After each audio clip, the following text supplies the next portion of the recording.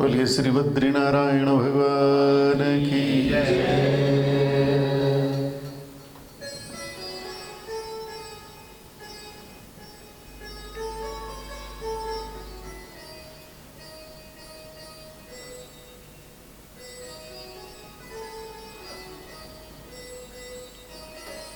हरि ओम हरि ओम हरि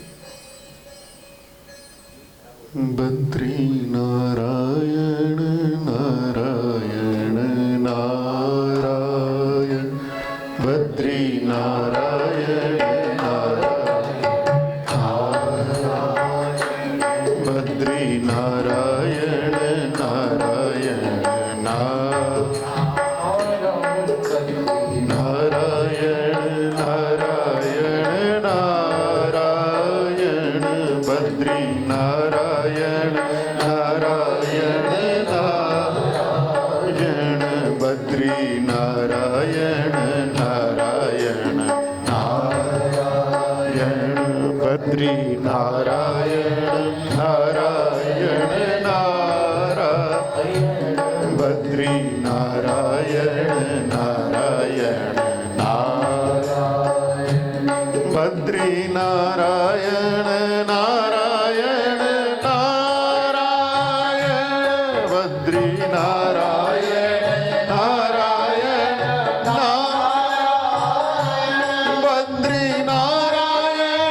नारायण नारायण बद्री नारायण बद्री नारायण नारायण नारायण बद्री नारायण नारायण नारायण बद्री नारायण नारायण नारायण बद्री नारायण नारायण नारायण बद्री नारायण नारायण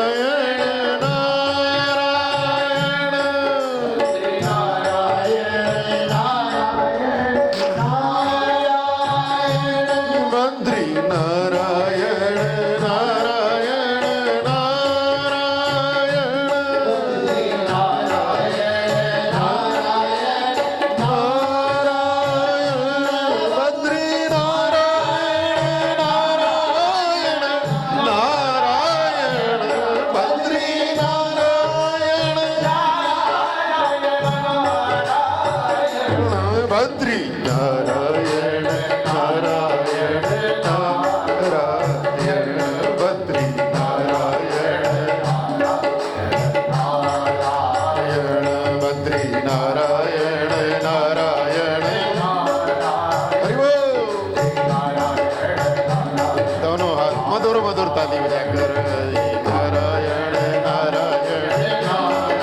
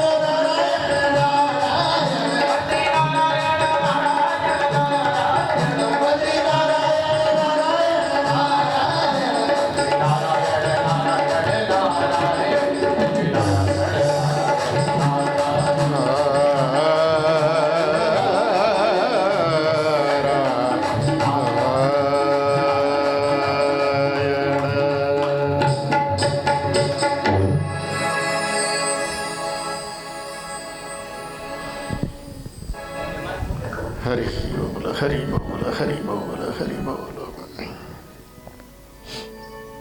श्रीमद् भागवत चर्चा, हमने कथा को चर्चा में बदल दिया। थोड़ा वैसे भागवत कथा क्या है? जहां भगवत चर्चा होती हो वही तो भगवत कथा है। जहां पर भगवत चर्चा हो रही है समझो कि वही भागवत है।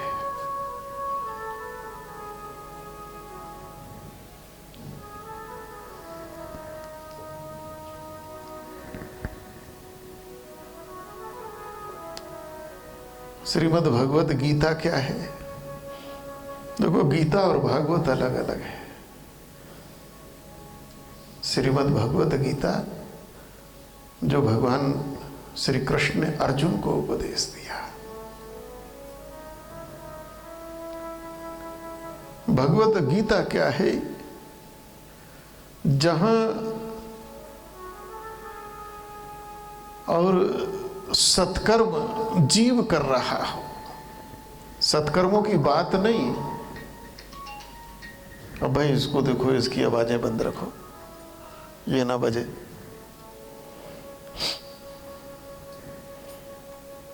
सत्कर्मों की बात तो बहुत लोग करते हैं। बात तो रावण भी बहुत कर रहा था।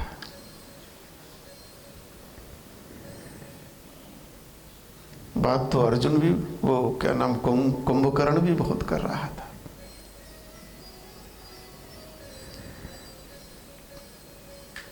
जब राम रावण युद्ध होने लगा और रावण के योद्धा मारे जाने लगे, मेघनाथ का भी अंत हो गया,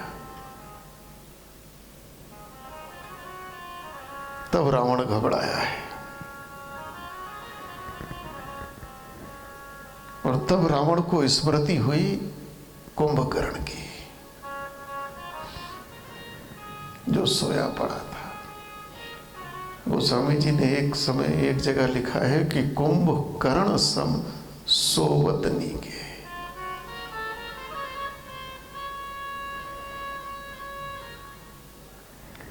कि समाज में जो ऐसे व्यक्ति हैं जिन्हें कुंभकर्ण कहा जाए। कुंभकर्ण क्या है? खाओ पियो मस्त रहो, किसी का भी चिंतन नहीं, बस अपना अपना। किसी दूसरे को मिला है या नहीं मिला, मुझे मिल जाए बस। यही कुंभकर्ण की वृत्ति है। तो ऐसे लोगों का तो सोते ही रहना ठीक है। देखो, आशीर्वाद कितने प्रकार के होते हैं। एक कथा सुनाते हैं। एक जंगल में एक बड़े सिद्ध तपस्वी संत रहते थे। उस जंगल के मार्ग से निकलते निकलते कुछ लोग निकल रहे थे। उन्होंने विचार किया, इतने तपस्वी संत हैं, सिद्ध मुनि हैं, उनका आशीर्वाद लें। तो एक राजा का बेटा था, वह निकल रहा था। उसको मालूम चला, जाके दंडवत प्रणाम करा। मैं आपके चरणों में प्रणाम करता हूँ, श्रद्धा पूर्वक आपको नमन करता हूँ। तो उस सिद्ध संत मुनि ने आशीर्वाद दिया, राजपुत्र चिरंजीवी भवा। कि हे राजपुत्र, हे राजा के बेटे, चिरंजीव, तुम सदा जीते रहो, मरो ही ना।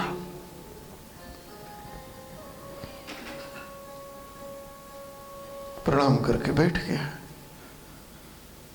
तब तक उधर से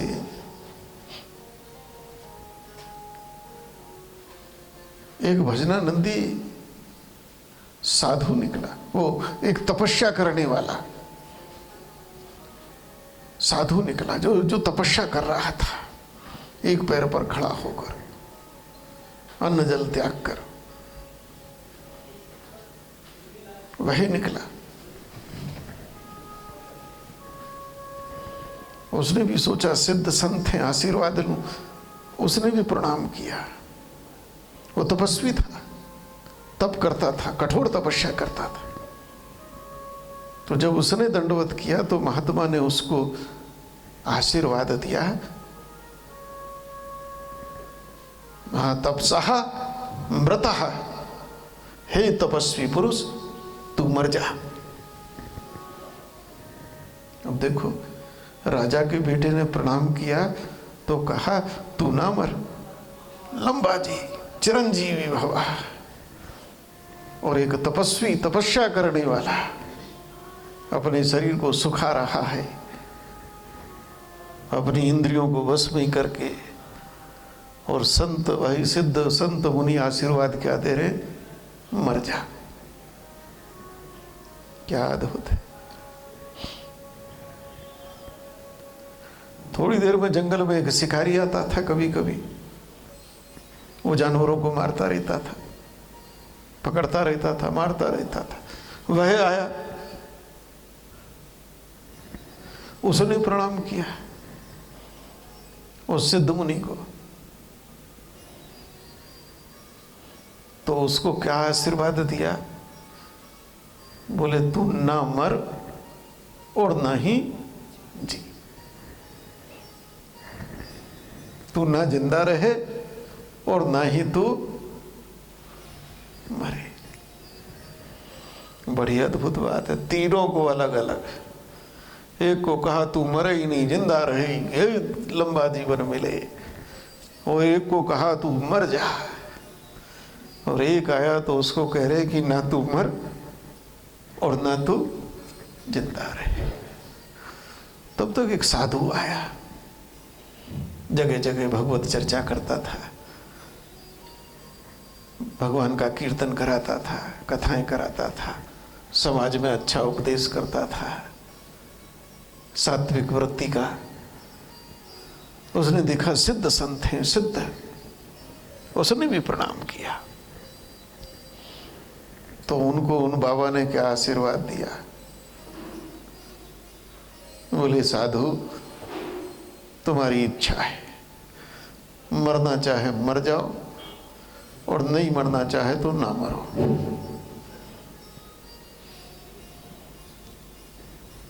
तो चारों बैठ गए। चारों ने कहा बाबा हमने प्रणाम तो एक सही किया था, प्रसाद आपने अलग अलग दिया। एक ही विधि से दंडवत किया था, एक ही भावना से किया था कि आप सिद्ध हैं, पर यह जो आपने प्रसाद अलग अलग दिया है यह नहीं समझ में आया। ये प्रसाद अलग अलग कैसे कैसे है?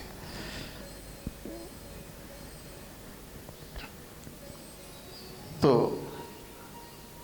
उस संत ने आशीर्वाद की परिभाषाएं की है। बोले ये राजा का बेटा है, ये राजा बनेगा, राजपुत्र है।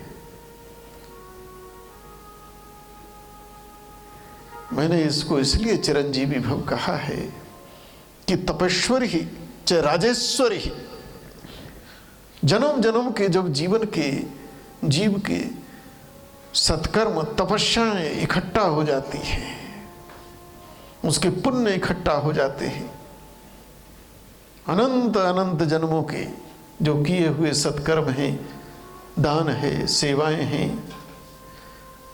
वही जब एकत्रित हो जाती है, उसके जीवन की तपस्या है। राजा कोई ऐसे ही नहीं बनता, राजा के अंदर इंद्र का अंश होता है। हाँ भैया इसे बदल दो तो थोड़ी रोशनी आ जाएगी, बढ़िया सी चमक आ जाएगी महाराज जी के ऊपर, फोटो अच्छा आएगा। हाँ देखो फर्क पड़ गया।